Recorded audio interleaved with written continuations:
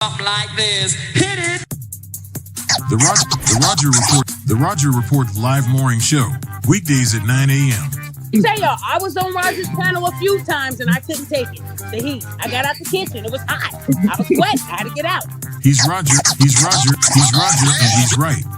Check this out.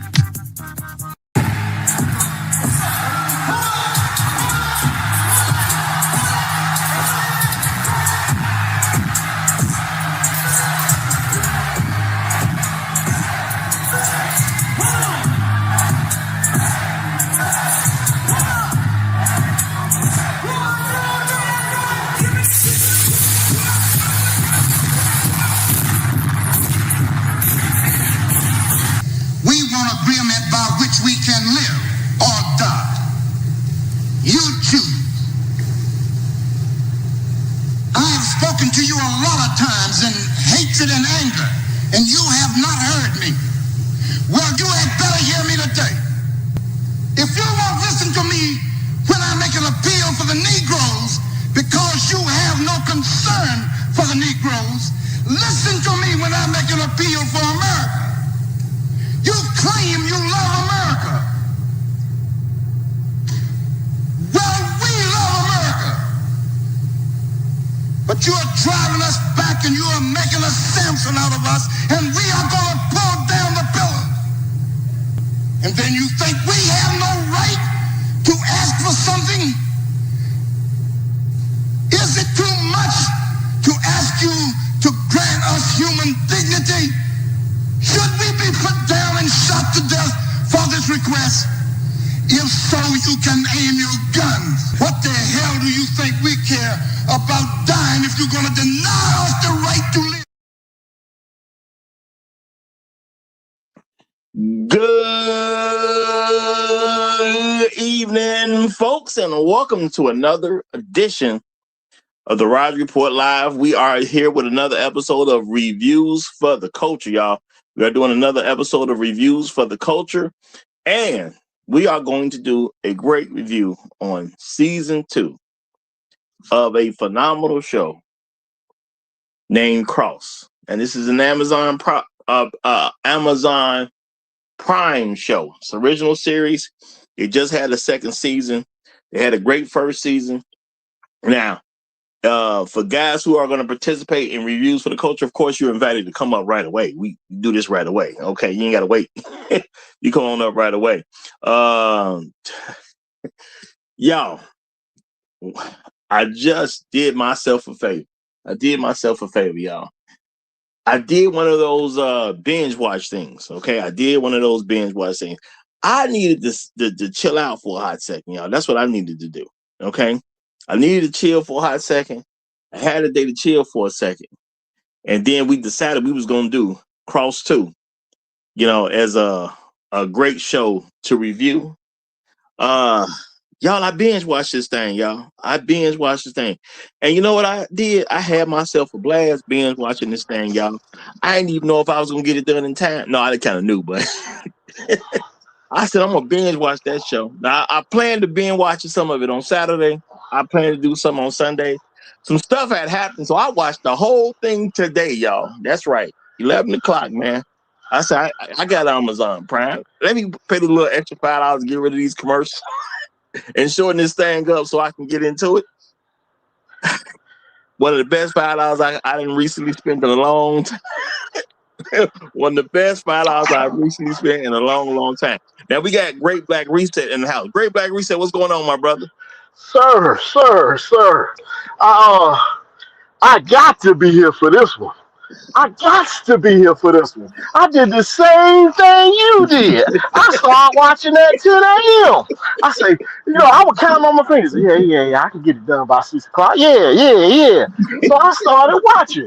I thought, okay, I'm just going to watch. I'm going to catch up. I heard one of the other gentlemen say, hey, it's better than season 2. I was like, man, they always lying. No, they weren't lying this time, boss. Ooh, hey.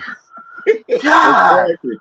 Season 2 is better than season 1. That's I know he misspoke, but he meant season 2 was better than season 1. And I'm gonna say, after seeing season 1, that was a tall order in itself. That was a tall order in Yes. itself to make season 2 better than season 1. But boy, did they find a way to do it in this one. Boy, did they find a way. Yes, sir. Yes, sir. I am pleasantly surprised. I can't wait to get into this one. It is that this might have been the greatest TV show I've ever seen. I can totally understand it. I can totally understand it. This was, I mean, I expected something good, but this is way better than what I expected. The things that were going on in this particular show. Now, I'm gonna say, folks, when I do movie reviews, I'm gonna kind of, rate them at a certain level. But on reviews for the culture, we don't plan on watching anything that ain't good. Now, we see something that ain't good, but we'll let you know. But this was a clearly top-notch show. Okay, so it's definitely was a top-notch show, which is the best I would give on a review. This was definitely top-notch. This was just excellent through and through, all the way to the very end. And brother, the way they ended this, Man. right in the middle of episode 8, when they did what they did, to get that final conclusion, I said, let me grab my remote. How much of this episode is left? It's like a whole lot. I said, Man. it's a good amount of time still left. Now I ain't gonna just throw it out there right now. But I was like, Lord have mercy. Once you done did that, how you got so much other good stuff? And they just made it better. I was like, what are they doing? Well, I was totally confused. They had me, man. But it was worth every single moment. It was worth every single moment. This was, it's gonna be hard to beat this year, man. It's gonna be hard to beat. Yeah, it had everything. So I'm gonna say for the genre, for the crime, for crime dramas, best crime drama I've ever seen. Easy. Absolutely. And with the twists and turns where you could not truly understand was certain people friend or foe. Down to the wire, man. Down to the wire. Got me rooting for the villain. I'm over here rooting for the Kraken. What's going on? Yeah, they did. How they do that to me, man? Yeah, boy, y'all, what they did in this episode. I mean, I was thinking about as the episode was going on, I was like, man, who's the, Cross is the protagonist, but usually have an antagonist. And I was like, they made this was so good. I can't. Do we have an antagonist? Oh, okay. Not a main antagonist. It was a lesser because it seemed like we had a whole extra protagonist going on in this one. Bro, everybody playing dirty all at the same time. This is crazy. And it's like it's got like 5 different major storylines going on at the same time and weaving it all together. Man, this is fantastic, man. Absolutely. I mean, this was one for the ages right here, man. Yeah, I mean, I don't know what season 3 gonna be. But boy, they got their work cut out for them. They got their work cut out for them. And that's real talk. They got their work cut out for them. Because I don't know how you. I mean, you're gonna have to really sit down and figure out what you're gonna do with the 3rd season to top this one. Okay. This is reviews for the culture. I see it being asked in the chat. We just saw Cross season 2. Now, of course, we're gonna drop some spoilers in there, but I'm gonna tell you right now, if you don't want the spoilers, I mean, it's a review. What you want? I'm really truly gonna try not to spoil anything, but give you enough detail to say, yeah, I gotta watch that. So, okay, one of the things I was intrigued about that I liked that came over from the 1st season was the character John and Cross. The way they meshed together as brothers, fantastic. That continued. It was absolutely fantastic and great. But the background, what John had going on with his personal life and how they weaved that into the main, bruh. I'm saying, That was just an incredible thing to throw in the show, and it just came out of nowhere. You didn't see it coming.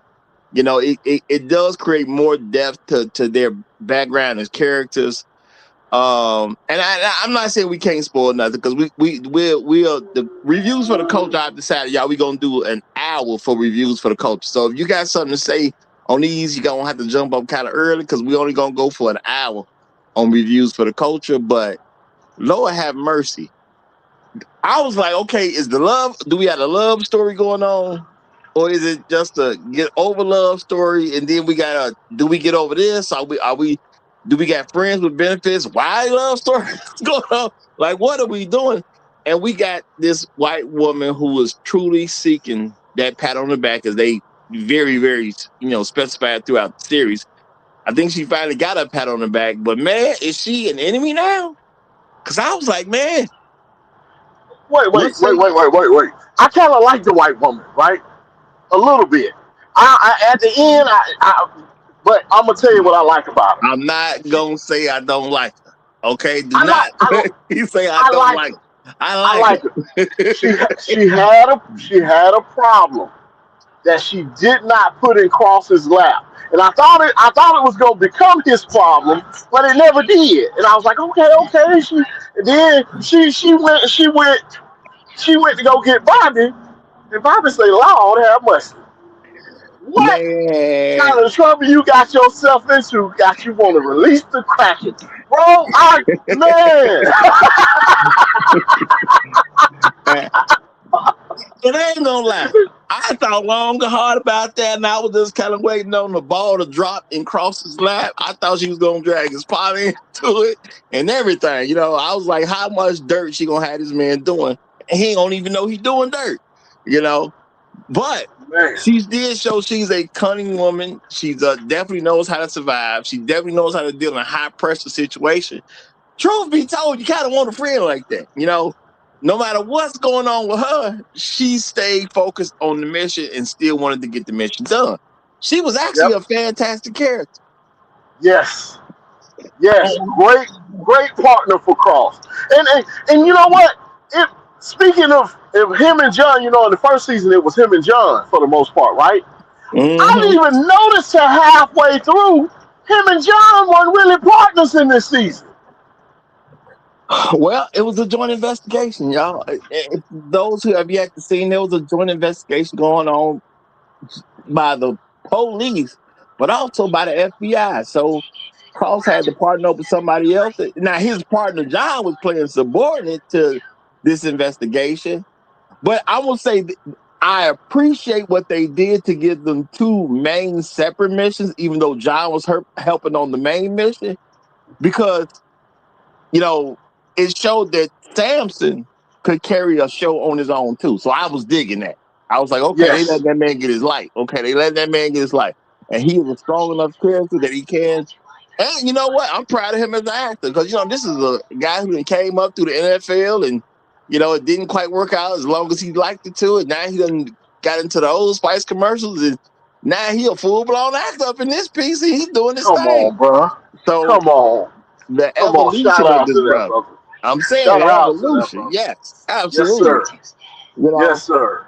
And I appreciate them letting him be a stronger character as they could because now, you can run so many things going at the same time, which Cross does seem to do a great job there because even in the first season, they had these multiple storylines going at the same time. So, I mean, I'm very, very impressed by these writers. And as a person, myself, y'all, now don't get me wrong, I love certain police officers. I'm related to certain police officers, okay? Do I love the police overall? They give me a bad taste in my mouth. But man, I was rooting for these cops, okay? I'm gonna say this right there, you know what I'm saying? I've been robbed by the police, and they got me rooting for cops over here, bro. You know what I'm saying?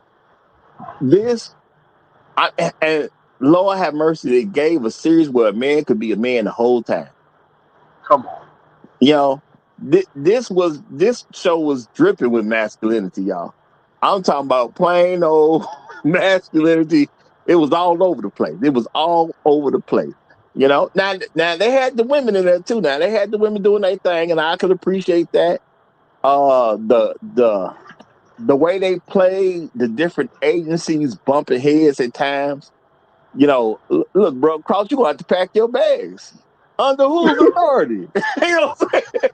You know, the way they had people sticking up for them in certain areas, and then people going against them. It's like, man, this was just a brilliant show, man.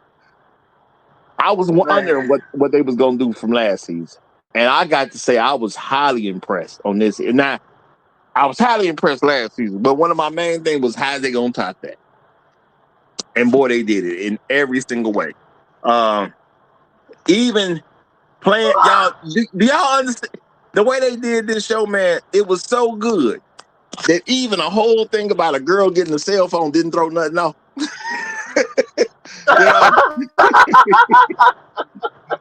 Not something you'd expect to see in the show about cops and whatnot. They had enough family stuff going on, and they made this whole other thing about this girl trying to get a cell phone early, and you wasn't even mad. The father broke down and got her a cell phone early, but you wasn't even mad about it. You wasn't even mad, and he was looking for love in all the wrong places. Just looking for love in all the wrong places. Looking for love. Man, I love the family dynamic. One of the things that I love in Cross is having lost his wife in the first episode, and them showing him as a strong black father, raising his children, making the best decisions possible, putting good people from the community in his family. Man, fantastic. I love the family dynamic of the show and the way that they show it. It is absolutely wonderful. So shout out to the writers for doing that. I love it. Absolutely love it. Absolutely love it. Go ahead. It's also beautiful to see that even though he's a black man who is a cop, which black people have a situation with, your guess is as good as mine. Anytime a black person and any cop show up at the same place at the same time, your guess is as good as mine how that's gonna go. But this community definitely sticks out for him, and he sticks out for his community. So I mean, it's just a beautiful relationship he has with the community. And I'm gonna say, even though it might be just some mess, at the end of the day, man, they showing that you can be a cop, you can be good, and you ain't got to set out your own people at the same time. You know what I'm saying? Right. You ain't got to do it. You can do your job and do a great job and still be cool with your people, which I can appreciate that as a message. That's real talk, 100%. There's enough antagonists in this thing. You don't even know where the bullets is flying from in this one. But I'm going to say the original main antagonist, I love the way they did the character. You ain't got a 120-pound person throwing around 200-pound people. She was smooth with it. It was a very, very believable character. She was, man, this woman here, if she don't get some roles in something else, I don't know what to say, boy. She knocked this thing out the park. This is one of the best master villains I've ever seen in a TV show. Ever. Oh, man, she was calculated. She was pinpoint accurate with everything that she did. Man, they knew who she was looking for, and they couldn't stop her. I said, man, that's a bad chick right there, boy. Golly, man. Oh, man. I absolutely loved it. And people that you think are protagonists are antagonists. People you think are antagonists are protagonists. And it shifts and it moves. The plot twists. And it's not clunky. All the plot twists are smooth. And, man, bro, this was just I couldn't stop watching it. I was like, oh, my God, this is crazy. Bro. This is not insane. If this was back in the day when you had to watch week to week, boy, this would have had you turning through waiting the whole next week for the next episode to come out. And I'm gonna say shout out to Janine Mason. I'm looking up the names. Janine Mason was the was the woman who played Rebecca Rebecca Matthews, or Luz as they was calling her. That's a bad woman. That's a bad woman at the end of the day. Now she had the looks, but the cunningness she did have as quite a skilled I'm gonna just say antagonist for now. I mean that lady had it all. Real talk, you know, and they did make you feel for her character. You know, she definitely was the antagonist the whole time, but she felt like a protagonist to me. I'm gonna say that. She technically was the antagonist the whole time, but she felt like a protagonist to me. And you know what? You had to salute the work that she was doing. When you find out what's going on, you like, oh, no, I need her to get away.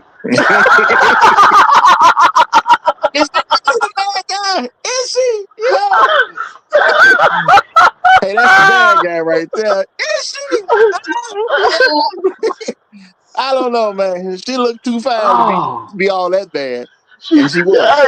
That's how you look at it. She's too cute to be the bad guy. And they got to get this role. Man, she was fantastic. Now one of Black Uru's favorite subjects is the music and the dramatization of the music and how it went with the whole story, and especially when you had key moments. Man, the music was absolutely wonderful. The soundtrack for this thing is off the chain. And I'm gonna say, even Bobby Trey, y'all, Bobby Trey made a return. You know, now if you watch the first in the cross, you know he got a little time. His time was not finished, but Bobby Trey got out. And all Bobby Trey wanted to be was a hero. You felt that. You know, you could look at some of the crimes he's done in the past and some he's doing in this season. But when he say, man, all I want to do is be a hero, I kind of felt him, man. I was like, well, I guess if you really look at what he's doing and what he's trying to accomplish and what his background is, yeah, that's all the brother wanted to really do was be a hero. And can I be mad at a brother who wants to be a hero? It's hard for me to get mad at a brother who wants to be a hero. You know, I don't want to give away Bobby Trey. I'm gonna say this: he's my favorite character in the whole show. He my favorite character in the whole show. He knows how to get that light on. I'm gonna say that. He knows how. That man make the most of every appearance that he do. Real talk, man, bro, Bobby Trey, aka the Kraken, had it cracking in the show. Joy, the stuff he's willing to do to complete the mission too. Lord have mercy. Man, listen, okay, without spoiling it, when he go to go run an errand, and he show old girl that video, I was like, oh, it's over for. It's over for. You know, when he said, I'm getting close, but you didn't understand that he was you didn't really get that he was close. At least I didn't. Because I was like, how is he close? He's sitting there, y'all. That man done got out of prison. He done went out there for a relaxed day. I thought he was spoiling himself, getting his feet done. That man said he close. And I was trying to figure out, as much as I could, how was this dude close? Because it looked like he ain't even started to me. But boy, the way they played that out. I'm talking about that's a man who understands you do what it takes to get a mission done.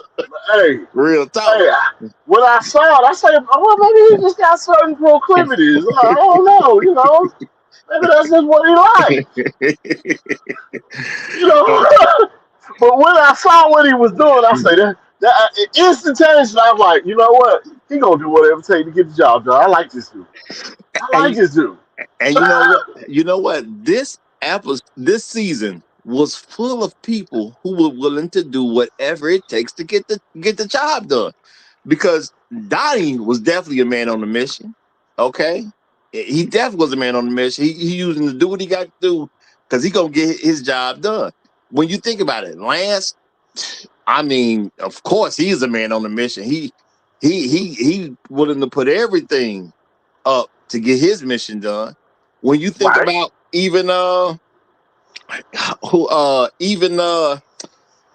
I can't think of her name right now. The auntie of Rebecca Matthews or Luz. When you think about it, she was willing to do just about anything to get her mission done. You know, you wasn't really thinking that she was gonna do that much dirt. She seemed like she was somewhat clean, but boy, she dirty as I don't know what. She about to dirty.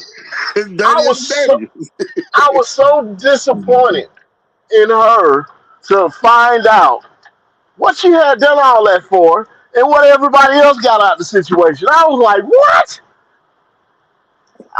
Man, bruh. Oh, man. This greatest TV show I've seen in a long time. The people that you love become the people that you hate, become the people that you love again. This thing was just fantastic.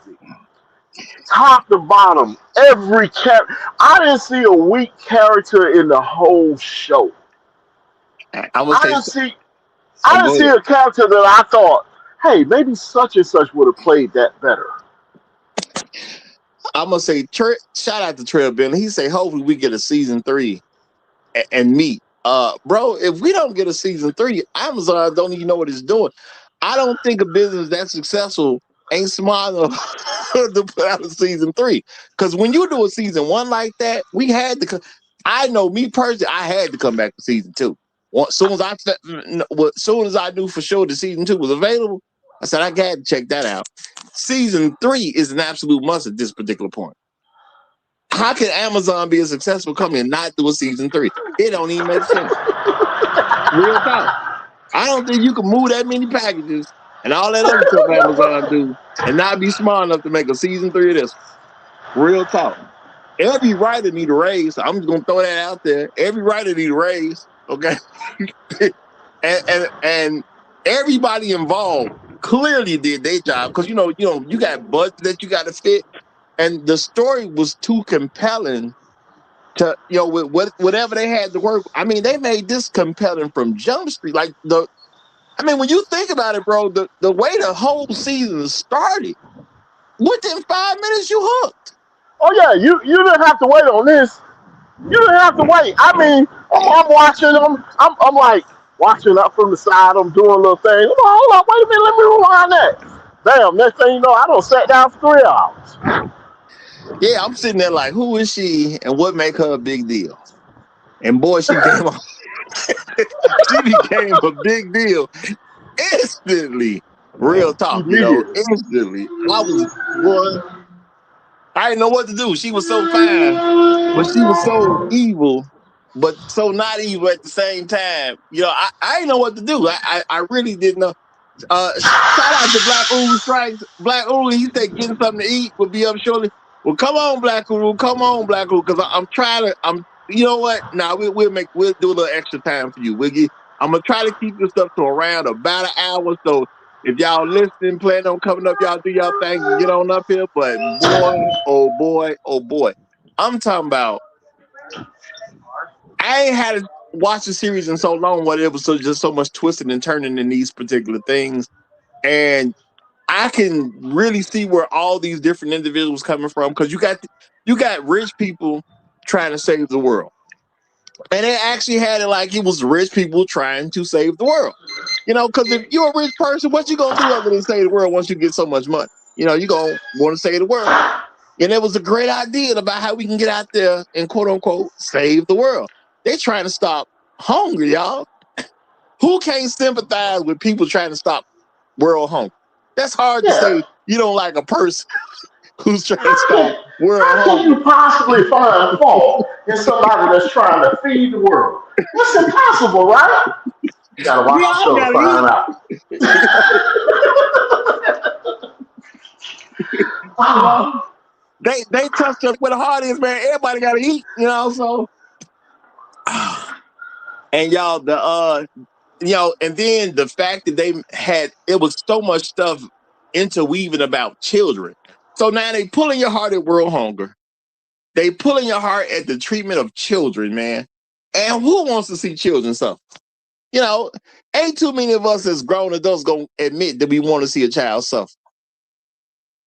But, you know, I guess the way they was reaching out at the conscience of the viewer. I'm gonna have to say they did an incredible job, because the way they weaved all this stuff together, where, you know, stuff that you probably don't really think about all that much. Because I mean, how often do we really think about world hunger? You know, we be trying to keep our own food on our own plates at the end of the day. So you don't really think about world hunger and all the different things that kids are doing around the world, y'all. But I'm gonna say they had some child labor misconduct going on in here. So they was pulling at your heartstrings and all types of rest. Man, bro, they done hit me with the world hunger. They done hit me with cruelty to children. They done hit me with, you know, the love for your mama. Man, this was one of the best betrayals that black men gonna ever get about a mama. I'm gonna say this: that's for them to tell the story and paint the picture. They was, because when you think about the story they painted with John and his family background, I mean, they told a heck of a story about what kids might have to go through sometime. So they was hitting you with kids all over the place. You didn't even realize it. Toward the end, man, they was pulling you in all kinds of places, you know. And bro,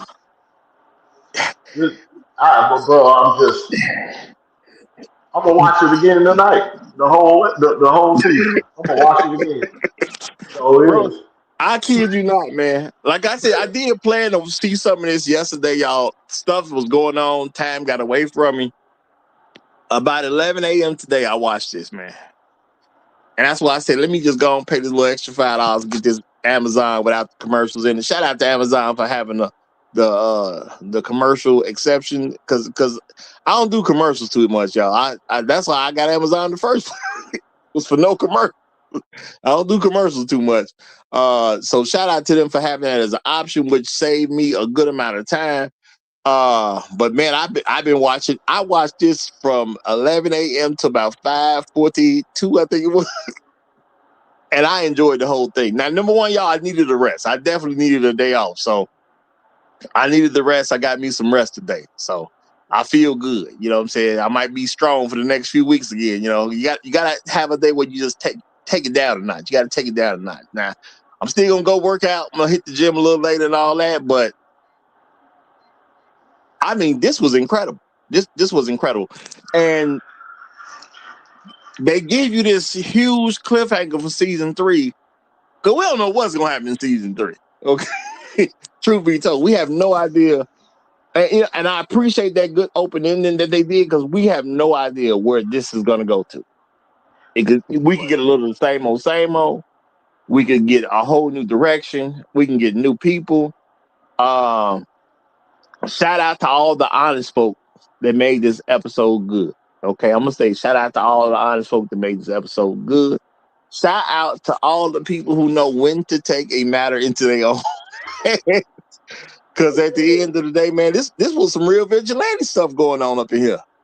You know, this was some real. Now, can I say I felt sorry for any particular character? I can't. With all the different people that got off in this thing, I can't say I felt sorry for too much of anybody. Well, maybe one guy. Maybe one guy. Maybe. I'm trying to think. No, I don't feel bad for nobody. I mean, he had a boom on the way out. I'm gonna say that. He had a boom on the way out, but what did they call him? I gotta look his name up to see what they even call that man. But he was like a key factor that wasn't a key factor. You know, well, he was a key factor for a while. I just say it like that. You know, but he got some loving in there before it was all said and done. He died in a good place. You know what I'm saying? Oh yeah. I know who you're talking about. What's his name? Christopher? Yeah, now I can't find his name on the list. You know.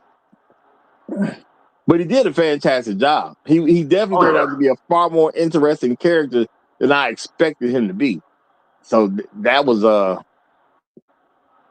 little surprising to me. I'm gonna say that was a little surprising to me. You know, I'm having a hard time finding his name out. Oh, go ahead. I thought he was the main guy for a while. Yeah, the way they played, the way they brought him into the story. You know, I mean, they definitely introduced it like he definitely was he was on the wrong side of this. But it seemed like he was really the probably the most righteous character in the whole thing. I guess the most righteous character. I guess. I think he was faithful. I would call him like faithful, like a loyalist and faithful to his cause. Yeah. And I'm gonna tell you, brothers, y'all. I'm gonna warn y'all. They actually had a man worship a woman in here. But I'm gonna tell you this straight up. The thing was so good that the woman worship didn't even bother you. It didn't bother you at all. You know, because he really worshiped a woman in this thing. But he worshiped for, I'm gonna say, good, justifiable reason. I'm not telling nobody to worship nobody, but if you go and worship somebody, I guess those are about the best reasons you can come up with to worship somebody.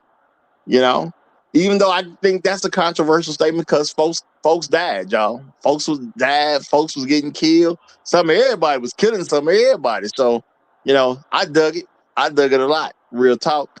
And you know, it was great to see a quote unquote criminal mastermind who wasn't quite the mastermind that I guess he was supposed to be, because he couldn't see it coming. Because they was old girl was on him, y'all. When you see how somebody relentlessly chases down somebody because they got beef with them, y'all, this was a story of a woman who was answering all beef. Okay, she had beef with a few people, and she wasn't playing no games about her beef. She wanted to take out everybody who got on her bad side. You know, I'm talking about they had I don't even want to tell you a murderer. They definitely had a killer, but she was all about killing for the right reasons. You know, so I do appreciate the more dilemma that they had in this season, because it was, if you go and kill, do you kill for the right reason? And who's really innocent at the end of the day? All right. You know, I mean, there's murderers, there's killers, there's assassins. This definitely was an assassin. She technically fit all three of them. You know, because I'm gonna say that lone nurse, I thought for a second she might make it at first, until she was nervous with that coffee pot. Because I was like, ain't no reason to take her out. I guess she helpful or whatever the case is. Then she got a little too nervous. Then she said something. I was like, okay, well, maybe she ain't going to do it. Then she said something else. I'm like, oh, yo, you about to get yourself done. You know what I'm saying? You done pissed the lady off. You know what I'm saying? Sometimes you got to learn how to keep information to yourself. I'm going to say that. Sometimes you got to learn to keep some information to yourself. So if y'all ever in business with a killer, not that I expect anybody to be, don't tell no killer you out here making mistakes. Don't tell no killer you out here compromising mission. But did anybody see you? Well, maybe there's one guy. I'm not sure. You want me to go back and ask her? No, don't worry about it. Yeah. You know what? She played a naive woman, so I got to give her credit for that one. She played the naive role. And I want to say she came off really, truly naive to you talking to the killer face to face. I'm not telling no killer I messed something up. He got to already know that. Now, it's one thing if he bring it up, but if you don't know it, I certainly don't know it. You've already killed before. I ain't finna tell you squat. Oh. Yeah, listen, if I don't care what crime we are committing together. If you ask me, hey, did anybody see it? My answer is instantaneously no. if anybody saw me, you're gonna get a phone call. That's what's gonna happen. If I'm talking to a killer, if you don't know, then you don't know. Cause you ain't gonna get it out of me. Okay, real talk. I ain't never made a mistake if I'm talking to a killer. You know what I'm saying? I ain't recommend nobody get in business with a killer. But I'm gonna say shout out to Chef Mike. Chef Mike say, is you reviewing the whole thing? He said, I'm only on episode 6. Chef Mike. I'm a little disappointed in you, Chef Mike. We're gonna talk one of these days, bro. I'm a little disappointed. What you doing with your life, Chef? Chef. He the one saying stuff about. He the one that, and he noticed the thing came out. You know what, Chef Mike? I gotta respect you, brother. I gotta respect you, cause to only be on season 6 means you dedicated to whatever you got to be. Cause I couldn't even. I wouldn't be able to stand watching this one night and even just coming back the next night, like, you know, which I do a lot of stuff. You know what I'm saying? Boom, I watch this episode, then I come back the next night, pick up the next. Boy, if I would have tried to do this the old regular way, boy, this would have had me on pins and needles, because this was an 8-hour movie. I'm gonna tell you what's real. This was an 8-hour movie. Real talk. Yes, this is definitely cinematic quality, but there's so much detail in all of the storylines, they could not put this in a movie. They had to do this as a miniseries. It was, man, top to bottom. The music. I'm gonna be honest with you. I would love to hear the soundtrack in a symphony orchestra. I mean, it was fantastic. It would blow you away. The fact that they had, you know, you got the brotherly love going on. You got the motherly love going on from 2 different directions, because you got the mother that was there versus the mother that wasn't there. You got, you know, people dealing with all these questions that need to be answered about their personal life, because it was when you think about it, how many people had a personal life issue going on while this whole thing was going on? Yo, Sam's had a personal life issue going on. Of course, Carl's gonna have his personal life issue going on. He the leading character, so of course he got to have one going on. But you know, that Kayla Craig lady, she had her personal issue going on. Yep. Rebecca Matthews, her personal issue was the issue. Look, her auntie had an issue going on. We just didn't know it. She had an issue going on. Right. Lance definitely had his personal mission that he was on, you know, and all these different y'all know it was so many targets. It was so many specific targets in this show, and it all worked together. You didn't lose nothing by them concentrating on all these different types. And sometimes you throw too much in there, you start losing the show itself. You start losing the way it's supposed to be. But in this particular season, everything worked in a masterful way. I can say that.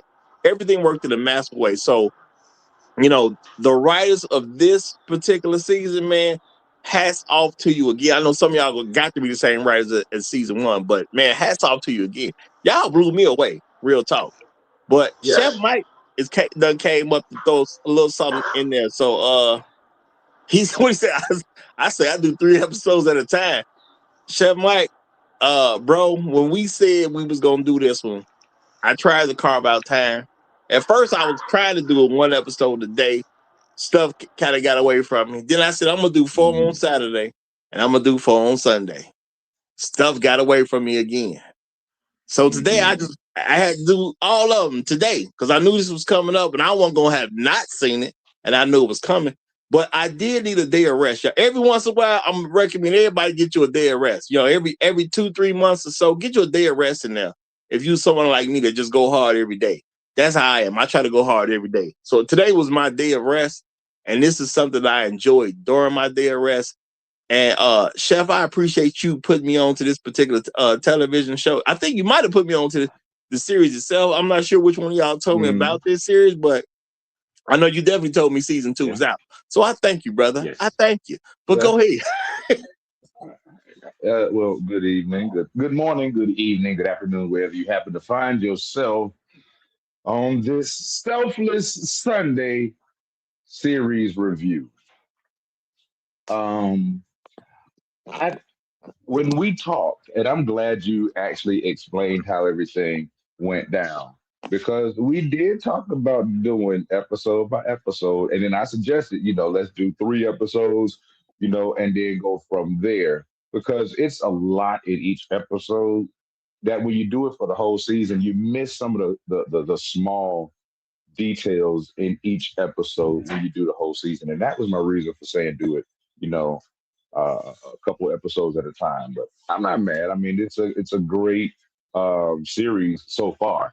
And where I've gotten so far, I'm really like messed up in my head, like for real. I'm just getting on because I got a notification late that you were already on. So for real, listen, if y'all hadn't watched it, it is binge worthy. It is binge worthy. Like, did y'all talk about? Well, how far are y'all? Where are you all in the conversation? Like, what episode y'all Well, on? You can start wherever you wherever you want to want, be, brother. wherever you want to be, Dude, bro. I was tripping. I was tripping when she went and got Bobby J. I was like, this he who shall not be named.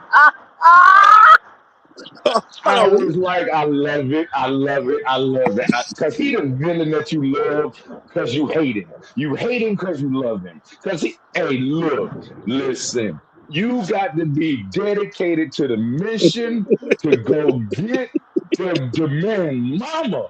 Lord, he say that kind of sleep don't come easy. Boy, look at you. Oh my goodness. Bruh. I was like, hey, you a real one. You are a real one. Dude.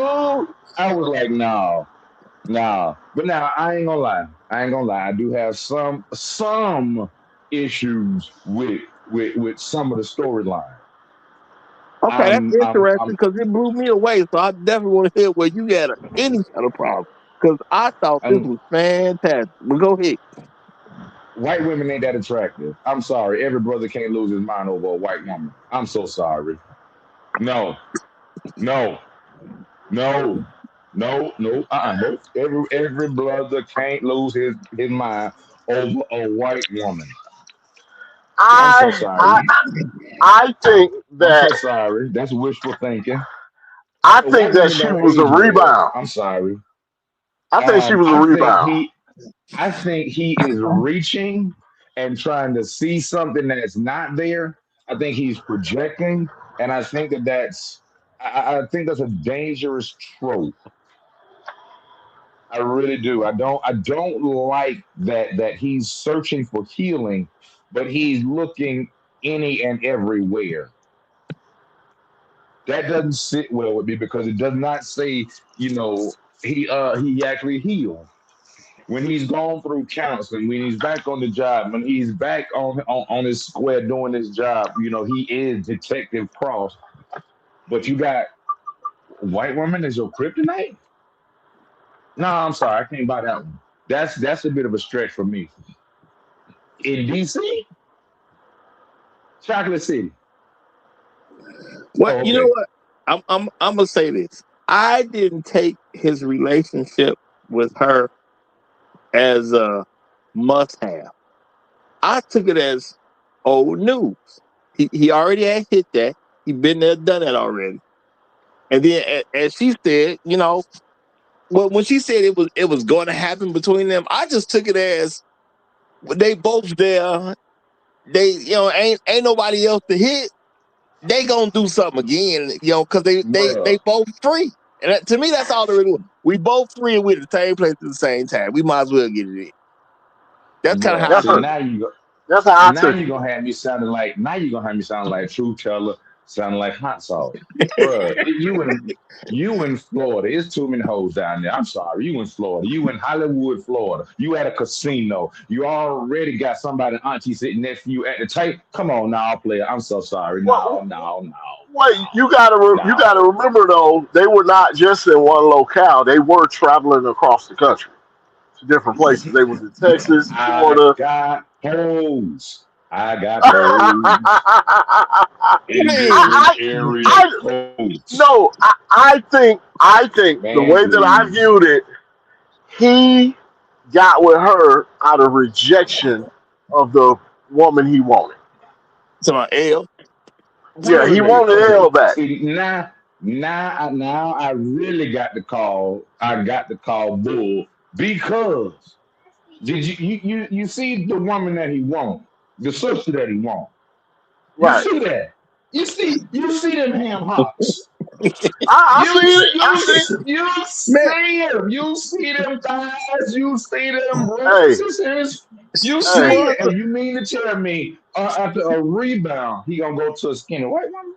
Get This, out of here! she was this, first choice now. She was his first choice. this, Let's you know. yeah. Listen. He went to go get her. Now, the only thing I didn't like about him chasing L was that L had her own little thing going on, right? And I'm like, dang, Hey, yeah. you can't be chasing a woman and she got a woman, but it shows the character is still flawed, like you said. He's not fully back to where he need to be. So it shows Right. flaws, right? So I look at it like, man, he's just looking for love in all the wrong places, man. I mean, he got But a now dead wife. bringing up that lady now, bringing up the lady now, because she, interacting with the kids, going over, staying while he on these road trips. She's staying with the kids and everything. But then That something interesting that was a happened. workplace fuck. That was just a workplace That's fuck. Exactly. something That interesting was all it happened. was. Hey, what's going on, Black Rule? How you We doing, spent Elder? all That was they some that was professional just, loving. no, that was just a workplace. That was just a workplace fuck. You do a lot of traveling together, a lot of stuff happening. You know, in and out of hotels, motels, on and off planes. That was just a workplace fuck. That's all that was. That was. Let me just see how it is. We just moving around kind of thing. It wasn't any kind of romance or any kind of feeling or emotions. That kind of stuff happens, especially amongst cops and first responders and Mhm. people in that kind Doctors of and nurses, environment yeah, where they don't yeah, have absolutely right. steady they don't have steady personal lives. They're coming and going. There's danger involved. That's just kind of how I interpreted that. That also, plus since he was kind of estranged from the sister, he need to go ahead and bang out. Let me tell you one thing: a white woman, for all her flaws, is good for some batting practice. They good for that. If nothing else. Yeah, yeah, they good for some I, batting Okay. practice. I ain't mad at the brother. I ain't mad. I felt like he was chasing L. He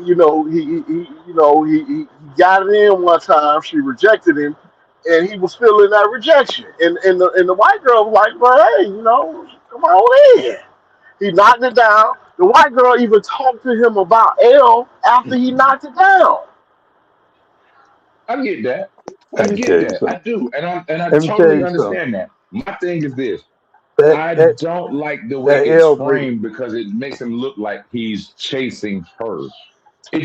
I don't like the framing of it. I understand what you all are saying. I just don't like how it's framed.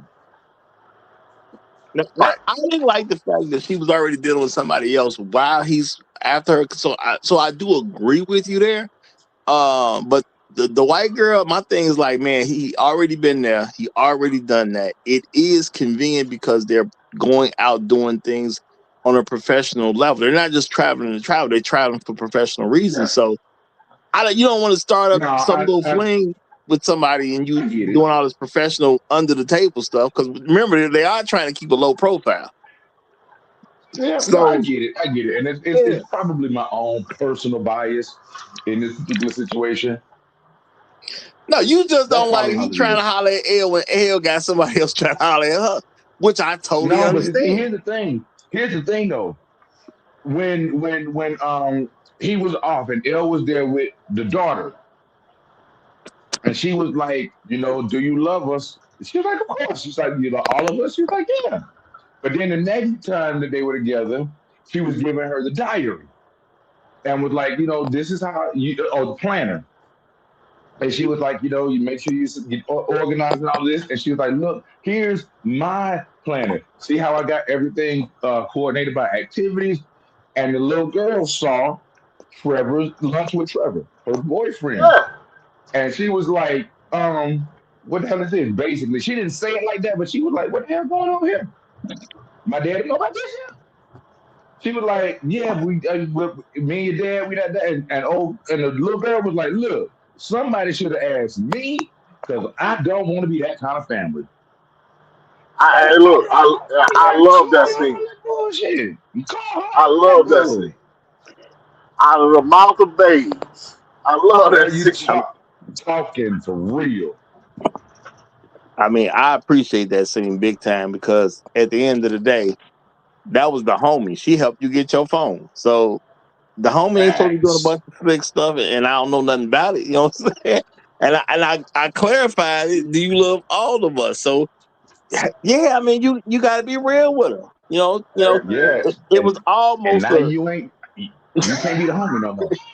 That little girl. That little girl basically told us, "Say, hey, look, we don't hang out with hoes over here."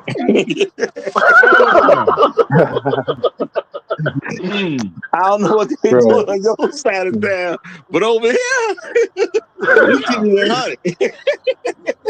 Hey, look, that little girl said, "As for me and my house." Come on, man. So, man, it was so many. They were embracing her as a mother. They're embracing her as a mother figure. Well, how does she sing? How is she a mother figure when she's doing another dude? So it's like that didn't work, and just the whole. I don't know. I mean, this whole kind of still sticking around while you moving on, kind of thing. Just kind of rubs me the wrong way. It's kind of a major kind of tease. Yeah. Well, my thing is hang on real quick, Roger, because I want to say something to that. You're okay playing with the emotions and the emotional development of a black child. But you are going through hell and high water to save undocumented children. I don't like the aesthetic. We can play with these children, but we're going to save these children. I don't like the way that looks. I don't like the way that's written. Because when you present yourself, and Black World will understand this, when you present yourself as a parental figure to a child, that's impressionable. That means you're a safe space. That means you are protection when everything else fails. And I'm not saying this in this particular scenario. You constantly just walking up in my house too. You constantly just walking up in my house. So from just a basic territorial standpoint, I'm coming home, you there. I'm getting ready to walk out the door, you on your way in. I mean, no, this is kind of a territorial violation here. I mean, I appreciate, you have some kind of, emotional attachment or whatever for my children, but my kids gonna be all right. And it's just very confusing. It's very confusing to them, and obviously it was confusing to him, since they kind of hit something in. Next thing you know, well, that was just a one-time thing. So no, you going on off somewhere with that shit. Going off somewhere. Exactly. You can play with the emotions of black children, but you're gonna save the Mexican children. Well, and I'm not trying to make this a black versus Mexican thing. I'm just saying the appearance of it. You got a black man going through hell and high water to save children on that mission, but his daughter, her emotions and development is being toyed with. I don't like That- the way that looks. I'm gonna say why I appreciate that. Cause for me, that's a real story. I remember the first time I had a conversation with a young lady who had a man in her life, but she already had a kid attached to the man. She break up with the man, and she got this whole plan in her head that the other guy, who's not related to that kid, is gonna be around and be a father figure still. And I'm like, well, what you gonna do when you get the next man? Oh, well, we gonna make it work. Ain't nowhere in the world that's gonna work. So my thing is, I appreciate it because to me, it was some realness. This is something that I see sisters trying to do. I want to be with a man, get that man attached to my kids who ain't their father, and then try to move into a relationship with another man and get the other man to accept that the second guy is still in the kid's life. Not the father, but the second guy. Not that he's actually number two, but he's just some guy. Well, but in a way, she's doing like that, but kind of differently in that the children aren't hers, but she gets to play mommy, but yet she has this estrangement from the children's father. So I just think that's particularly just messy. And if you're doing another dude, you around my kids, trying to raise up my kids, and you doing another dude, oh no, hell no, you gotta get the hell up out of here.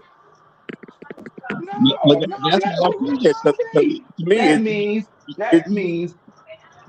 Well, I'm gonna tell y'all, it did draw some attention to messy behavior that should not go on the way it was approached. Did you ask me? See, what it does, it gives women the idea, because it's visual, they see it on television, that a black woman can have it all. She can be a mother and still have her own life without actually being a mother. She can be a mother without all of the responsibility. I can play that role. Oh, it worked for her on TV. No, I do get you, but they did present it as a failing role when you think about it. To me, I saw it as this is something they presented that they also showed don't work. That's why I can appreciate it. Because at the end, it didn't work. Yeah, in the end, she even admitted like, this is not working. This is not working. Ain't gonna work. I appreciated that moment that they brought it. They brought it home. I agree with you guys that it kind of went on too long. I think that when Cross had told her to kind of step off, I think he should have been more forceful with that and be like, no. We ain't finna play that game. You either in or you out. Man, you can't be forceful with no hips. You still trying to get in. Hey man, hey boy. Right. Hey.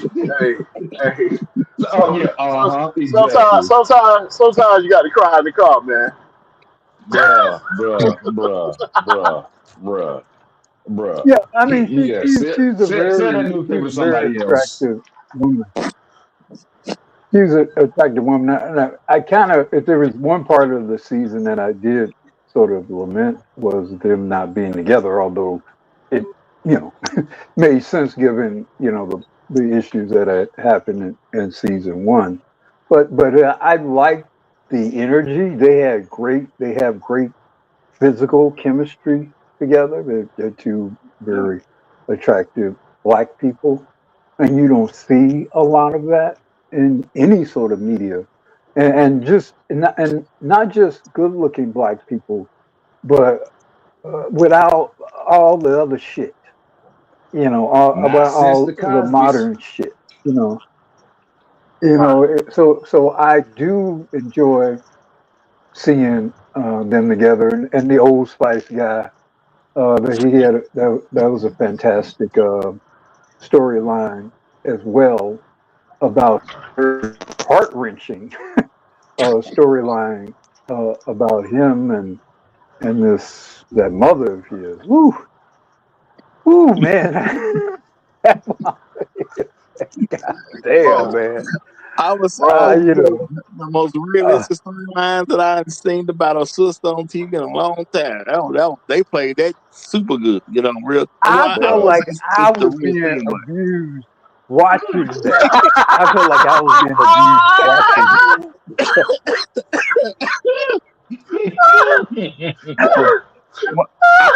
I would say I think it was a great creative storyline, and that the way they worked the storyline, like they did it masterfully. I'm gonna say that. I want to say it's the realest thing for a sister, but it was top notch, man. It was done top notch, real talk. Okay, they should most certainly be proud of themselves for what they was able to do on that particular storyline, and the way it even tracked throughout the entire series was beautiful. The way it even, I guess, came to its conclusion, if that truly is a conclusion. But I don't know if that's one of those storylines that you ever really quote unquote conclude, because it should be like an Hey, ongoing thing. But we thought he who shall not be named was a conclusion, but we see he made a reappearance. So hey, this make for good content for season 3. I'm just saying. Hey man, I listen. He is now Bobby, aka the Kraken. That man, that line when that Negro told that woman, he said, "You got to be in some kind of serious trouble to want to release the Kraken." I was like, "Damn!" Wait. right. Nah, you know what got me? You know what Yeah, got me that's with him? You know, when old boy came home and he was like, "Who are you?" And he was in the kitchen in them doggone bikini briefs with that knife in his hand. He said, "We having right. That was crazy. breakfast for dinner. You want it?" I'm like, you got to be a cold somebody to be cooking eggs in your bikini briefs when this man come home because you done put his mama to sleep. You done put you dude, I'm trying to tell you, that was some serious acting, because when I saw them big old Man. balloons flopping up and down, I was like, he is committed to the mission. He is committed to the mission. you want a brother like that on your side? That's real talk. Okay, he would Yes, do I whatever do. it takes. And he was And talking to Buddy. He was talking to Buddy like he been there 6 months. He said, "Man, you don't pay no mortgage around here." I said, "Damn." exactly. While he drinking the juice out the doggone container, I was like, "That's gangster. And then, That's some cutty type stuff. and That is then, some and, cutty type stuff." and then told him, "Get on up there and wash your hands." I said, "Damn." I mean, at some point you gotta go outside. You know what I'm saying? At some point you gotta Oh go. And I think man. he's just helping him grow one. He's just helping him. Boy, You look, know, like, yeah, he's been that there was way too too long funny and to ain't got no me. span yet. Somebody gotta direct Boy, him. You know, boy, look at him, the Kraken. Boy, that dude right there. Yeah, this But is you're right. He is that. somebody you want on your team. Because when Cross got hit in the accident, Come on, because bro. of the accident. and yeah, accident, right. And then he was like, yeah, him. And he shot old boy, and then he threw the gun back in the car with Cross. Now the messed up part about that, he left Cross in the car upside down. You could have at least undid my seatbelt, bro. I ain't gonna do anything for you, man. Miracle. I ain't gonna Miracle. do anything for you. I'm already bailing you out. I ain't gonna do everything for you. You did help me get locked up now. Man. And Now, then you he left did him help with me get locked up now. You know. he left him with a cold line too. He said, "Apparently, this white one wants you alive." It wasn't me. You know what I'm saying? It definitely wasn't me. I had no preference for you to live, brother. Oh, Had no preference at all. oh But man. since you paying me, let me go and help. You know. Man, look at Oh, him. So Oh boy, I'm trying to tell you, if ever there was in a serious series, if there was ever comic relief, it's the Kraken. I swear, every time he what? gonna now leave with something that's gonna split your side. there is that. In the first one, it wasn't so much. In this one, there was a lot of dark humor, and it was hilarious. Mm-hmm. Well, it was like every episode left you with something that just had me cracking up. I was like, that ain't even supposed to be funny, but it is. Well, now Oh man. you could tell that they were gonna do that. They're not gonna skate that edge because of the subject of the whole series of the whole season.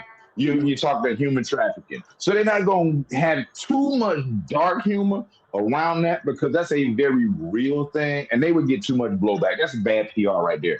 hey, That would be Yeah. bad PR. yeah, they had a lot of dark stuff in these episodes. So the jokes, I guess, didn't need to be so dark. Hey! The first episode when she killed old boy on the island and then burnt the thing up, cut his fingers off. I was like, "Who What is this in town?" But I want to say And that was the beautiful I part ain't gonna about lie.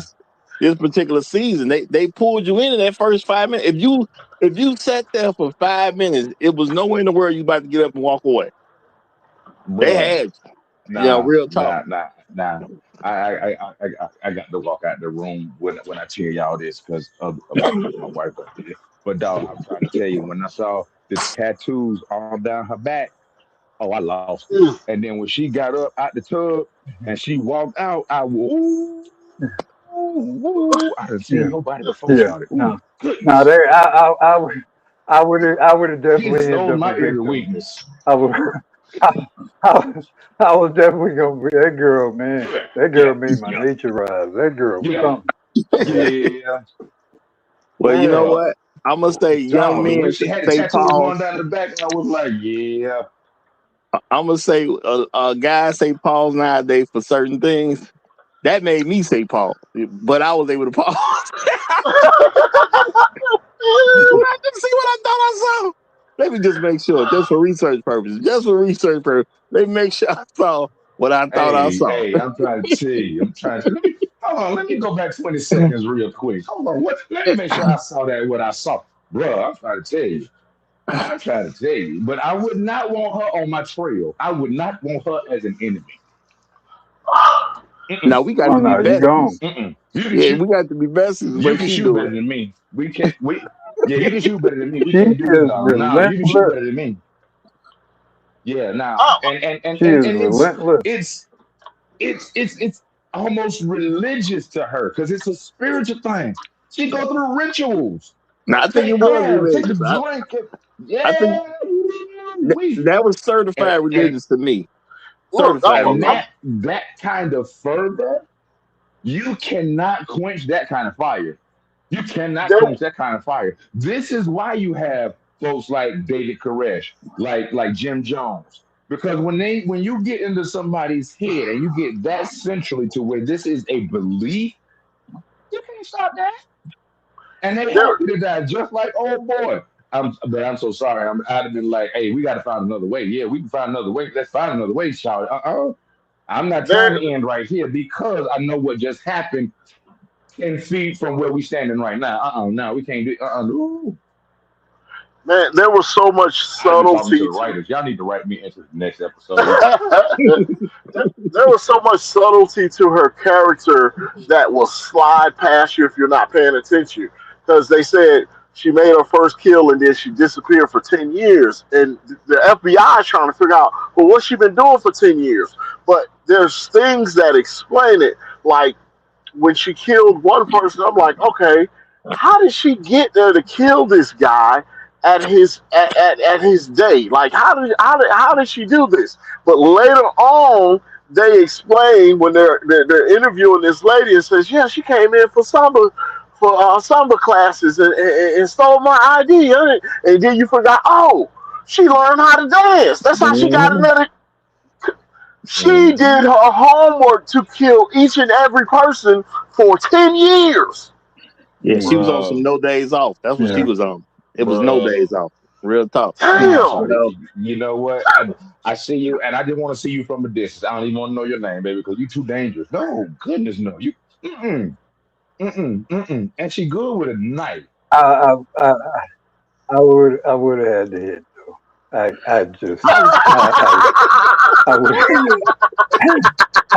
Yeah, no. Understand, I would have had to gamble, We man. having this I would have conversation had to post gamble 18. because man, that gal there, No. I We would having this have had conversation to go after ahead I. and gamble. Now we having this conversation after I done hit. No. And because I see, you dangerous, baby. But I appreciate you. I appreciate you letting me taste the chicken, but you dangerous. I can't do it. Well, I was wondering if Cross was. Imagine. Oh, go ahead. Go ahead, Roger. Go ahead. I was just gonna say No, I'm I was saying, wondering if imagine Cross if was gonna grown go women for it operate at like one that. point. Well, hold on. Let me see mine first, then, because we both excited. Go I ahead. was wondering if Cross was gonna go ahead and go for it at one particular point, because you don't look at that and don't think to hit at all. You just don't. You know what I'm saying? And Yeah. and the way they had them conversations with each other, I was like, is he gonna go for it? Is he gonna go for it? He just Bruh. might. You know. Yeah. I was like, yeah, you gonna see them tattoos, bro. You gonna get yourself in some danger. Because that would have been a whole nother storyline there. Because we working together, but you a killer under police. I don't know that could have worked. It would have thrown the texture of the season off. Yeah. If he did. Yeah, it wasn't necessary to the story. Did they find her body? No, I don't think she did. No. I don't think she did. Season I don't think she did. 3. Well, she Season called it a 3. mofo then. She even better than we Yeah. talked Well, to. She's yeah. still alive. You know. This is the coldest. I mean, all that assassin. preparation she has done, Whew. all that preparation she's done, she would have, had a kind of escape route together. Yeah, I don't think we've seen the last of it. No. As much recon as she did, as much research as she did, as much as she had, like, no. She had an escape plan. I do not think that this is going to be the last time we see her. If Bobby J was the Kraken, she might be the Leviathan.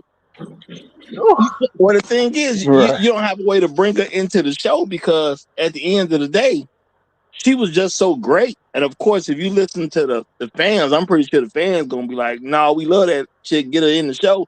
But where would she fit? Because she did what she came to do. Unless they're gonna continue to have her go after Lance, even though he's now in police custody. So her and the Kraken can work together in season 3. Yeah, but you have to have a reason why. You gotta have a reason why, though. You gotta have a reason for it. So I'm people. Listen, it's easy. People need killing.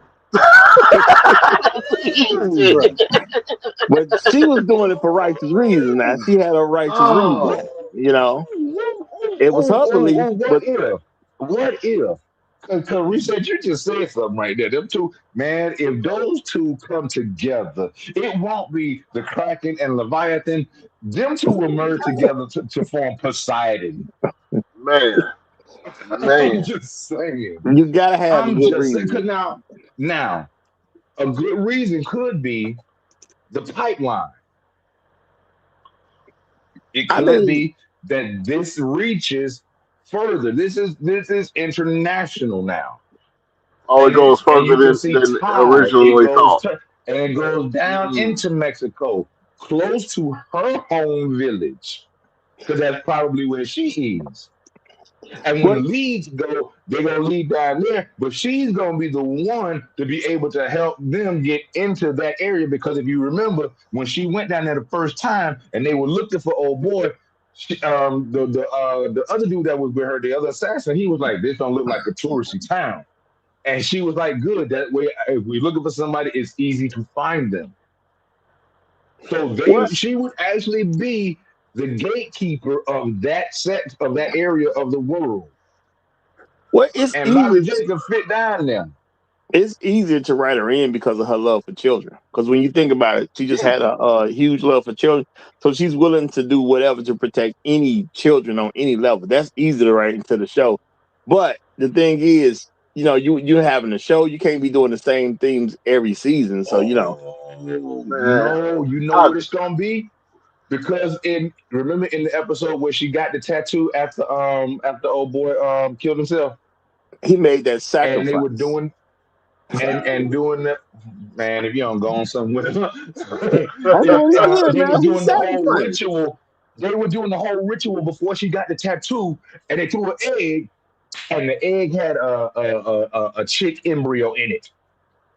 That girl pregnant. They gonna come after her baby.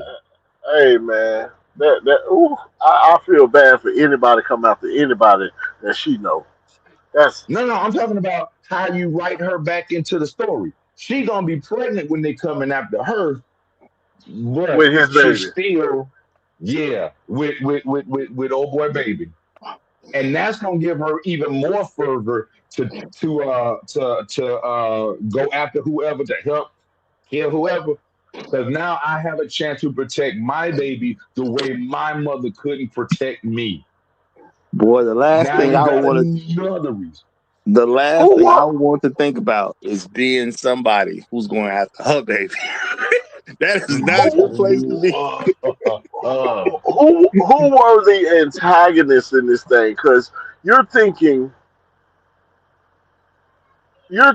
one thing when the show first starts, and then 2-3 episodes later, you like, but I thought this person was, and this person was. It, well, who? What? I'm rooting for the Kraken. How? When you had me rooting for that cat, I knew y'all did a good job. I tell you, last season I couldn't stand him. Yeah, I couldn't stand him last moved season. into some serious anti-hero territory.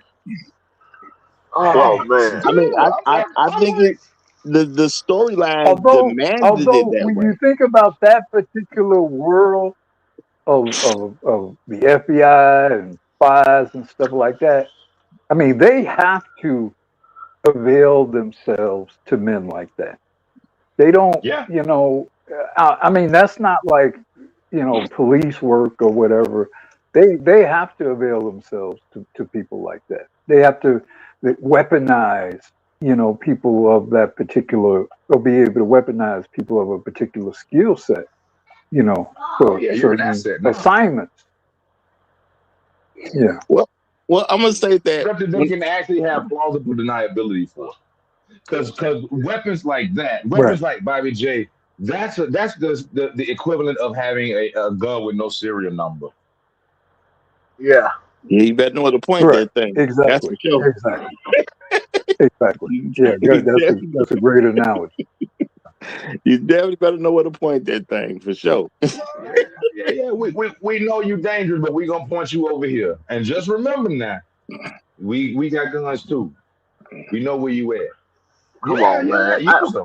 Use them. It was just so many great one-liners, so many great things. Like she's talking to Bobby J. She says, "One more thing," and he's like, "There are no more things." She say, "No, you gonna love this one thing." Yeah, right on that one.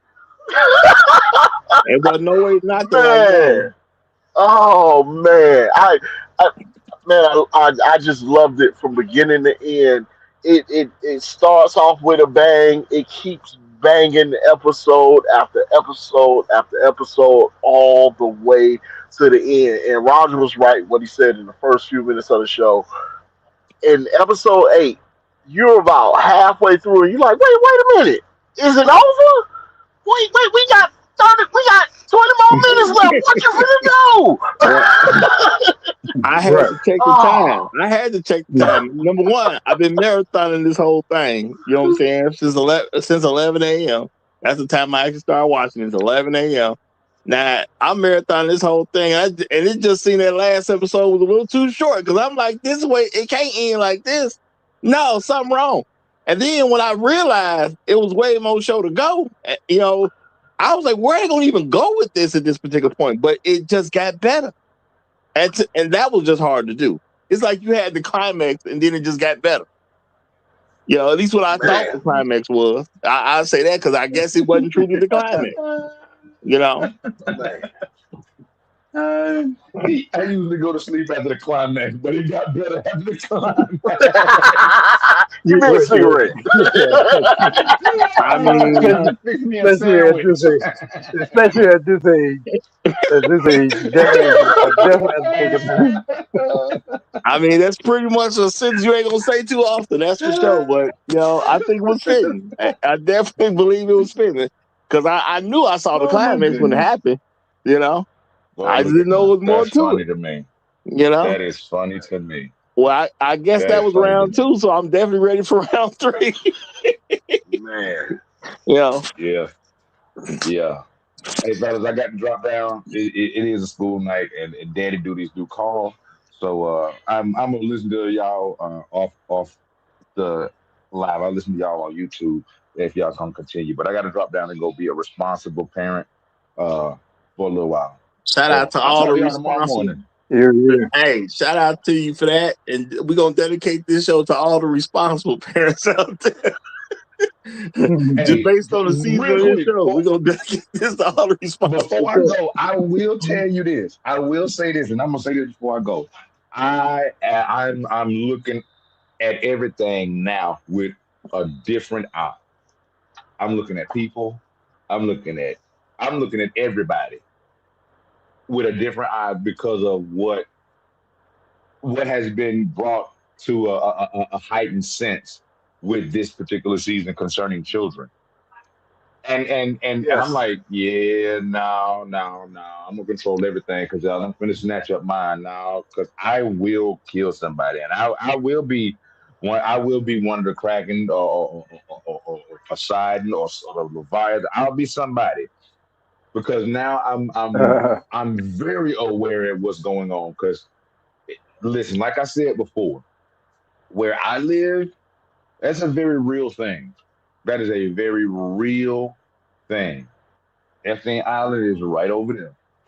Well, I go to it's St. Thomas. I see it really every the time. It's a real exploitation thing.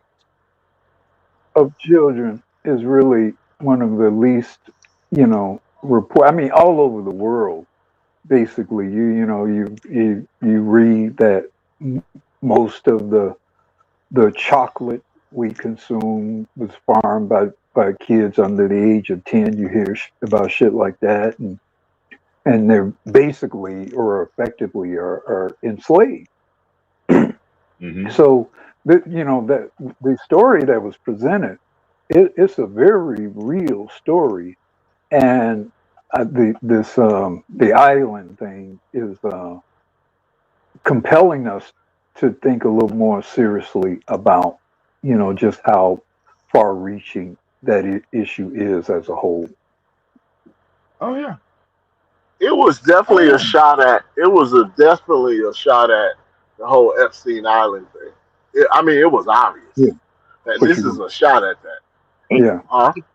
Well, I mean, when they started writing it, because they would have had to start writing this season a good while ago, so probably was kind Oh, of this been fresh going with on a with while. Epstein in the news at that particular point. But I want to say it took a shot at America as a whole because it said, "Hey, y'all, we got to be more conscious about what's going on in other places around the world." Now, I don't know if it's going to be good at really affecting the average American because I don't think the average American just going to start thinking in more of that context. But I do think it's good for people to say, "Let me be more conscious about the whereabouts of my child." I think it would help with that from an overall standpoint, which is still good in itself. But at the end of the day, I need them new Nikes. So, that's what most people Now I ain't saying Right. me, but I'm just saying most people. You know what I'm saying? I'm gonna need them new I Nikes. think they also did a good job of showing the collaborative efforts of these conglomerates that are doing these things, and that it's not just a one-headed snake thing. This is like a hydra. It's got 10 heads, and the Yeah. purpose for the 10 heads. And each And it Listen, I can tell you. overlaps in all sectors of major sectors because you have the medical part, the politics, the obviously the big business, agriculture. I mean, it kind of touches all facets, all of the major facets of our life.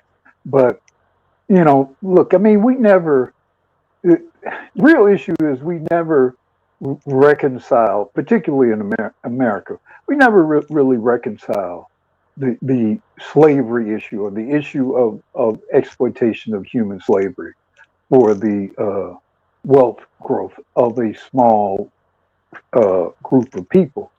The only thing we did is sort of changed it and transmuted it and Yep. replaced certain groups of disaffected people with other groups of disaffected people. But that mentality of finding the cheapest labor possible, exploiting people to almost every bit of their energy, almost every bit of their physical capability. I mean, that's just always there. And if you, and unfortunately, I've been business consulting, productivity, that kind of stuff. When you have been on that side of things, you realize how casual the masters are about human availability and productivity and man hours and work hours. So it's a very kind of clinical approach to things, and it's not at all concerned at all about the humanity of people.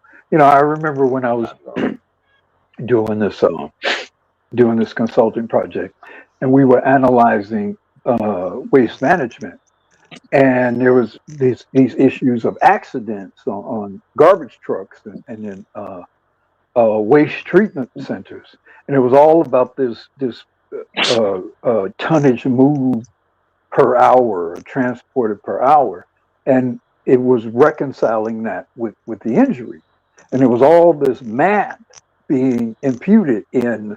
Well, if we cut off a fraction of time here or whatever, maybe we can avoid the accident factor. I mean, that's how these people really view the majority of human beings.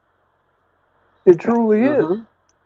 Well, I'm gonna say word on the street is that America just kind of said we ain't worried about all that stuff. We ain't worried about human. We ain't worried about human exploitation. Human exploitation. What's that? No. That's what I heard America officially said, which I probably give a little more about. What's being exposed is the white guys have got to stop, are being forced to stop pretending like they were concerned about that stuff to begin with. See, they used to be able to pretend, but the problem is now the people who are involved with it are so important, and in some respects so feared and or beloved, depending on your perspective, that now you can't pretend that you really care about it. Before you could, when there was a nobody, creeper guy, loner, in his home trying to grab kids up off the streets, then it's easy to vilify that guy. But when that guy is the good-looking billionaire, or is a prince is in line to the throne of the British crown or whatever, you can't think the same way about that kind of thing. Yeah, as long as it was the creepy guy in the van down by the river, it was all right. We can go after him. But when he looked too much like me, no, we can't do that one. Hey, look, I won't name any names. I'll call any names on your show, Roger, because that would definitely put your channel in jeopardy. But I know who the characters were on the in the series, and I can call some names of people that those people vaguely remind me of in real life. Like who they represent. Yeah, it is. I can definitely see some real people that those fictional characters. It could be perceived that they represent these people. I won't say anything definitive. What was the most arresting, or one of the most arresting parts of the season was the guy who was the senator who discovered that his mother had been involved with that, and he had to reconcile that everything he had was a product of the evil that his mother had done, and that he was having to now struggle or make some decision as to whether or not he was going to do the right thing. I thought that was a real telling part. I thought that was a very real part of the issue, because a lot of people are second, third, fourth generation, product of people who have done evil stuff, who have stolen stuff, taken stuff, killed people, whatever, and they get to live on it. They get to go to Harvard from, or whatever. And I think that's the interesting part as going forward into analyzing and debating these issues. What is your duty to make amends for the evil that your parents did, your grandparents did? That's really the reparations issue. And I can appreciate him actually saying, "Not my mama." When it first was brought to his attention, not my mama. No, couldn't be. Matter of fact, that's on a couple of different levels, though. That's on not my mama, because that's my mama. But it's also that we don't have an archetype to vilify women like that. We don't really have an archetype. We can vilify men very, very easily, but we don't have an archetype. That's not something that's usually in our thought pattern. We're conditioned to justify the wrongs that women do. We're conditioned. We all, and it starts, and you know why? Because it starts with all our mamas. Our mamas do all kinds of terrible things, and they justify them. And then we become conditioned to accepting that women should get a pass. Because God know my heart. And y'all, of course, means y'all mama, because not my mama. Not mama. Man, see, there you go. Right there. Exactly. One example right there. I don't know what kind of mama y'all got. I don't know. That's y'all. You leave that over there. Leave that over there with your mama. You don't bring my mama. My mama name ain't even mama. My mama name ain't even mama. My mama is named Saint Mama. Right. My mother's a saint. Shout out to Dorothy, man. I think she was the saint. Yeah, I think it was Dorothy. Yep. What's that about Dorothy's a saint? I forget what movie that come out from. But no, I mean that's a real deal. At the end of the day, just like it was. I'm gonna say it was cool to even have a scene where he was actually trying to reconcile with the idea, and he said, "Man, I went into law because of my mama. It was her example that made me pick what I did with my life, because I wanted to make her proud. Ain't that about nothing?" How many people on that dreadful island have children who adore them and look up to them and admire them? Think about that. It wasn't a bunch of ill thought of people visiting that island. I would wager the majority of the people visit the island, their children and other people's children thought very highly of it. You know what? Their children loved them because they while their parents were on one side of the island, they were vacationing on the other side of the same island. So I love them. I see y'all as perfect, because y'all have brought me to paradise. I'm telling you what I have seen with my own eyes. And meanwhile, while the kids are on the beach or whatever, partying, frolicking, whatever they're doing, they inside those mansions predating on some other people's children during that same time. That's the evil you're talking about, right? Yeah. Yeah. I'm gonna say, y'all, not my mama, though, of course. Not my mama. Okay. Mama, if you hear this episode, we ain't talking about you. We is not talking about you. This show, no, because I know, and See, this is another reason that I hate that you have lost channels and lost content because it is a standing rule on the Roger Report Live that the rules don't change because I false love you. narrative.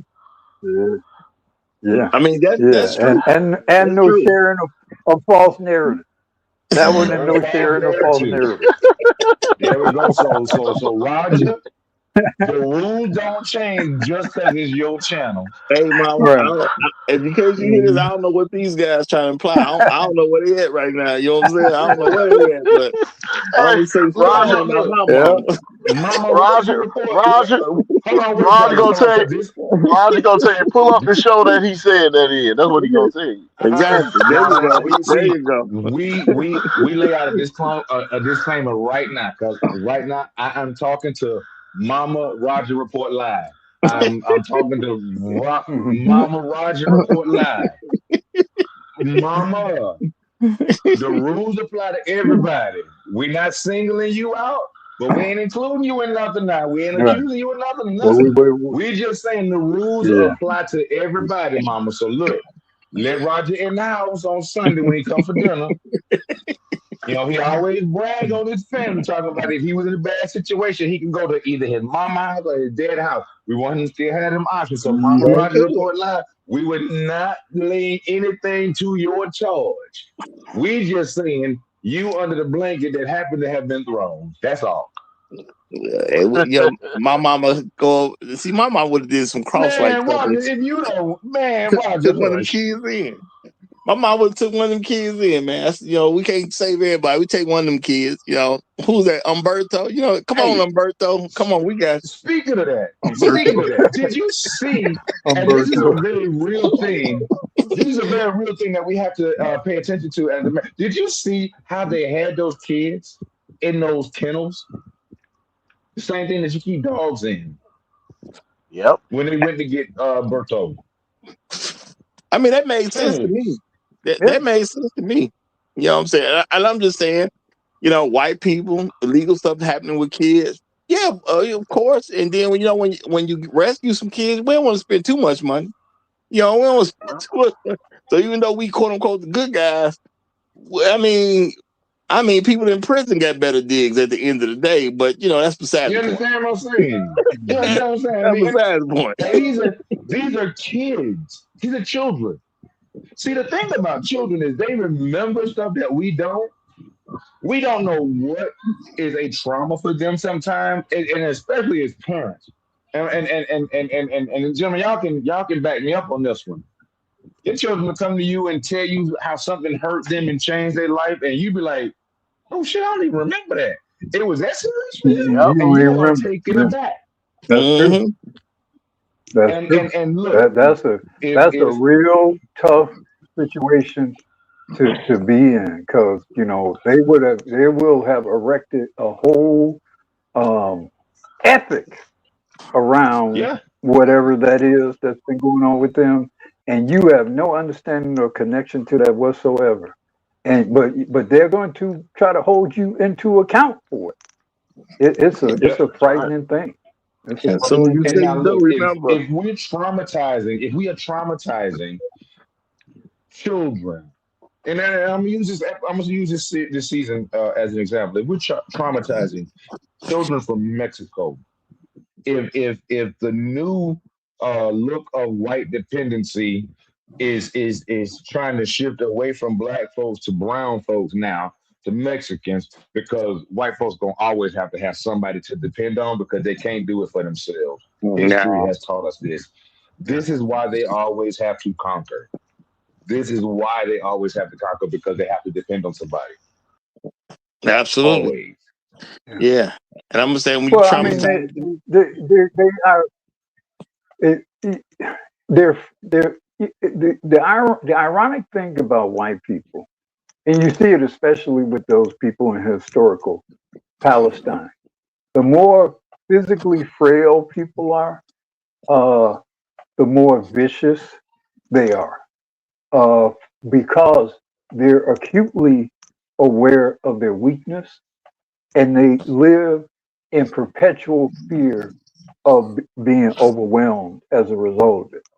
And so you're always going to be dealing with this human being that is fearful of this, you just coming to, you know, suddenly, you know, I can take over this person and I can dominate this guy here is nothing. You know, every time you're dealing with a white man, and well, most times when you're dealing with a white man, that's what you're dealing with. That's what you're dealing with. Yeah. Francis Wilson taught us that. She told us that in the ISIS paper. They actually have a fear of racial annihilation. I mean, it's a legitimate fear. If I was him, I'd be afraid too. You know, real talk. Because think about this. They're the only ones that can actually be wiped out. I mean, that's a great point. That's a great point. You know, but you know, I'm gonna say the only ones. You don't see, and I don't want to get off too much on the tangent because I really do have to go be a responsible parent. But you don't see too many other people, you know, always having problems with being out in the sun. You don't have too many other people that the earth is trying to shake off, like for real. That's why I think and I'm gonna go be a responsible parent. They are a manipulated species. I'm not even sure about what we're dealing with. You know what? Some of this is definitely. I mean, and I'm not even really. Yeah. We will say that for around because I'll go. I was saying now, if it sounds like we need to go to the round table, we can now. You know. I was gonna say if we go to the round table, I'm cool. I can stay on for the round table. We can take it on back down. But it was a great season. It's a great series. It's a pleasure to see a strong black male figure. And you know what's really thrilling and no homo. Let me put that out there because both of them motherfuckers are like built dudes, right? Yeah. They like real dudes, man. Yeah, John and Carson are, you know, tall and broad-shouldered, and I mean, it's a beautiful thing to see. Yeah. On television. Yeah. And again, it's not under where you got to be a jock or a lot of extra shit. It's not. It don't include all the other extra stereotypical bullshit. These are just two strong, intelligent men. Very intelligent and thoughtful men and well-rounded men emotionally and psychologically. It's a real pleasure. But you know, Patterson, the white author, for whatever reason, he was on some crusade, or he is, I guess he's still around, on some crusade to write this decent black man character. And he even insisted on that character being darker skinned. You know, you know, maybe I should read one of his interviews on the subject because it's very interesting that such a great character, and now it's being made into a series, was created by a white author. It's very interesting, very interesting. Yeah. And you do what you got to do, and you know that's what the world was missing. He took advantage of it. You know, I give him that all day long. The world was definitely missing that, and I appreciate the fact that you have such prepared characters, because these guys take their job seriously, they take their family seriously, they take their life seriously, and they're extremely prepared for all types of situations. They're not putting no holes up over their work. In fact, in last season, he put his work up over the hose, which is what got him in the trophy. Right. I appreciate that. Yeah. She came into this season. She came into this season saying, I still don't forgive you. I still right. I want to know if y'all I still feel some kind of way about how you treated me. Man, Man, I want to because know if y'all. I want to he know if y'all caught basically hung something. her out like a piece. He hung her out like a piece of meat as bait. He hung her out like bait. Hey, he did. said he was sorry. He Yeah, said he was sorry. Okay, he said he was yeah. sorry. Hey, I want to know. I want to know if y'all caught something because this was real subtle, and if you didn't know what you were looking at, you might have missed it. And I want to know if y'all caught. Do you remember the first episode of last season when he was in the interview room with the white guy? Mm-hmm. Oh yeah, the That dick thing. same Yeah, the dick thing, right. That same thing yeah. happened when he went to talk to the billionaire, and they realized that Hmm. that the billionaire had been lying to them, and he was like, "You work for me." He's like, "I work for Metro PD." He's like, "No, you work for Metro PD, which means you've been hired to stop whoever's trying to kill me, the CEO of whatever. So you Right, work for me." He's like, "I wanted the best. That's why you right. guys are here." And he was like, "Okay, we're gonna find out. But then I will be pointed at you, sir." Yeah, Right. That was I a was loving that. that was a I was loving that. that was a now I'm living rent free in There your was head moment. a brief moment. There was a brief moment, especially when they sat down in the was it library or restaurant, and they were talking, and she was crying, and that was actually a fantastic scene. It was a Mm, very authentic kind of expression of emotions. He was very empathetic to her, and she could yeah. tell he was genuinely empathetic to her. It was a well acted scene.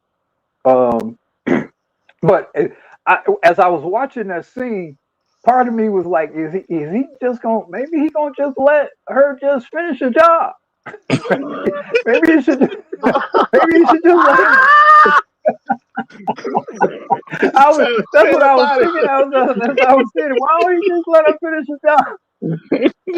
What are we doing? You know, that's what I was watching. I'm like, what are we doing at this point? Just let her go ahead and finish, man. Hey, she told him all I need you to do is just get out the way. Just He let did me say that handle though. this. Right. He did say that. Real talk. He Um, did say that. So if he would have the got out of the way, he just gave her what she was asking for. the You know. only Hmm. issue I truly had with this whole series was when old girl went to go get Bobby Trey. I asked myself, what prison has iceberg glass in the cell? What we doing? Probably some Fed time. Well, if he is what he obviously is, that guy definitely got special privileges in prison. Man, now I saw he had some Yeah, horticulture that going guy. on, Yeah, and he talking to the yeah, plants. I did see that that. guy I said, well, definitely has special privileges. Yeah, And remember he was trying to be good because he only got like 18 months to actually serve. So why piss him off? He trying to be good and get out of there quick. Let him be. oh You man, know what I'm saying? He ain't causing us no problems. Let Hey, him be. all I'm gonna say is Langley, Virginia. There are a lot of off-site yep. sites in plain sight Hmm. right? in Northern Virginia. Yeah, Okay. And let me say that and again. there's a lot of There are a Bobbies. lot There's a of lot of Bobbies out here. off-site sites Yeah. in In plain plain sight, sight. yeah. They got a prison. They have a federal prison in Miami that doesn't have gates.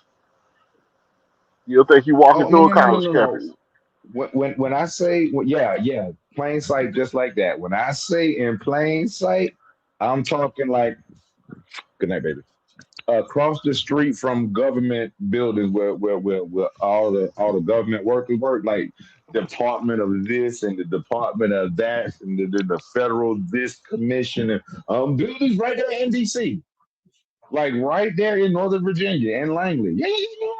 Yeah, buildings you ain't got no access to, but you do see a whole bunch of people go in there, but you don't never see no activities and you don't never see no windows. Gotcha. Gotcha. Well, Yeah, a whole bunch of fellas, off-site sites in plain sight. I'm gonna have to jump down. But man, this is an absolute must see. This is Yeah. this is the best crime television drama I have ever seen. The best. Currently, it is Yeah. number 7, and I saw that when I was looking at it on Fox. It has the ranking of it, and it's climbing. It's rapidly climbing the rank of series. Yeah. Yeah, whoever ranking is messing up. That's real talk. Whoever ranking is making bad decisions. Listen. We will take this one because we don't want them to cancel this series. I actually like this, and I want them to keep this one coming. So listen, it'll climb up there when it's time. But let's go to the round table because I want to tell y'all who I could actually clearly see that was in the series, but I can't say it on air. So we gotta go to the round table. All right. I don't know what they talking about. Just for anybody out there listening, I don't know what he talking about. I just know it's a good series, a lot of good fictional stuff. I don't know nothing about all these references to real people. I just thought it was a good series. And you know what? I can't wait for season 3. Okay, I can't wait for season 3. Real talk. Okay. I guess that's where we go in it then. That's where we go in it, y'all. Y'all have a great rest of y'all day. Thanks for joining us here at the Rogers Report Live. We'll see you next week for something else from a cultural review standpoint. Y'all have a good rest of y'all night. Long live Habitual Line Steppers. I'm Roger. I'm right. And I'm out. Peace.